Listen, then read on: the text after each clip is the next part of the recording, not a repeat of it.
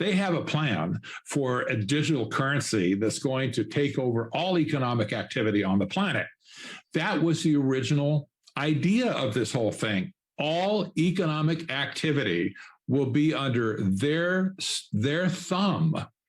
All production, all use of resources, and all consumption will be controlled by them.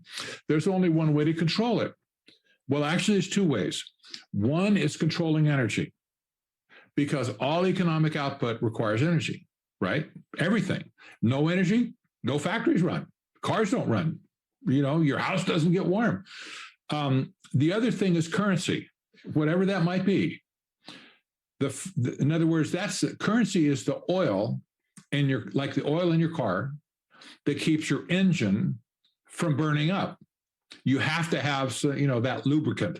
That's what currency, that the function that currency provides is the ability to keep things moving along, keeping transactions flowing and keeping people happy. People buying, on the street, whatever, when they come to your cart to buy a taco, they're going to give you some pesos. That's, that keeps things moving. So those are the two control points for controlling economic activity. And that's why the central banks right now, from the top down, including, and when I say from the top down, the Bank for International Settlements is totally into this. And every central bank around the world is totally into this. And the I.M.F. and the World Bank, the other two key global banking institutions, are totally committed to a digital blockchain currency. And the purpose, it goes beyond that, though. It's not just the currency factor. It's also all of the wealth in the world, in their minds, needs to be tokenized so that it can be documented where everything is and where everything sits. So it's not, when you talk about, money is transitory. I give you $10, you give me $10, whatever, goes back and forth, back and forth. Assets of the world have value too. You own a house, you own a farm, you own a car. There's value. You had to pay money to get those things. But in their mind, they don't want to just stop at controlling the money. They want to control all the wealth that backs up that money as well.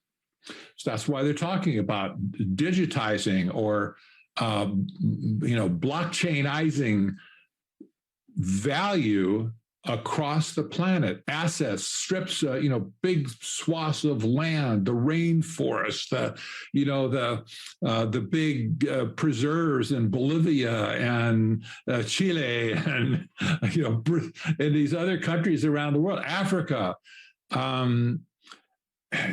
They want to take ultimately all the value of the world and put it on blockchain and then control the blockchain. They will control all the wealth in the world.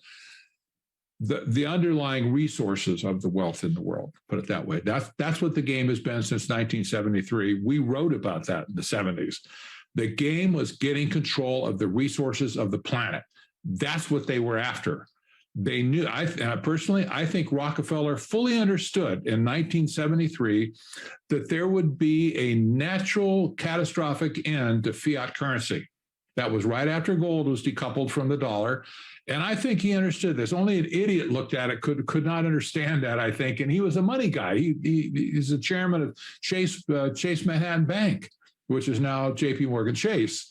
But he understood this. He knew that money was not going to represent wealth or value. Ultimately, it was going to lose all its value. So in his mind, well, let's just get the resources. If we have the resources, it doesn't matter. It doesn't matter what kind of currency we put on the top. If you own the farms, if you own the land, if you own the oil, if you own all the resources, basically they're taking us back to a neo-feudal type of a system where a few people own everything and the paupers, like you and I, own nothing, and you have to, good old Klaus Schwab said that, didn't he? He said, you'll own nothing and you'll be happy, he said. You'll be so happy to owning nothing. I have to ask, so Klaus, if I own nothing and I'm happy, and I'm glad to be happy, don't get me wrong, I want to be happy, I really do. If I'm happy, and who does own all that stuff that I'm happy I don't have? So somebody owns it, right? So somebody's not happy because they own everything else. Somebody's got to own the stuff. Well, this has been the plan for a very long time, and we're seeing it come to place right now, where when the dust settles on this, and this is why I say this is not communism. Communism is like managed economy. There's going to be no communism in the sense, there's no socialism. They're not sharing anything with you.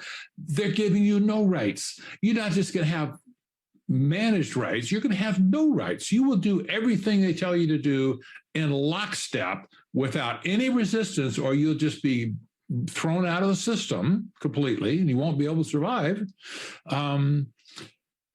Cashless society, yeah, it's going to all be digitized on blockchain ultimately, and they will control all the assets. And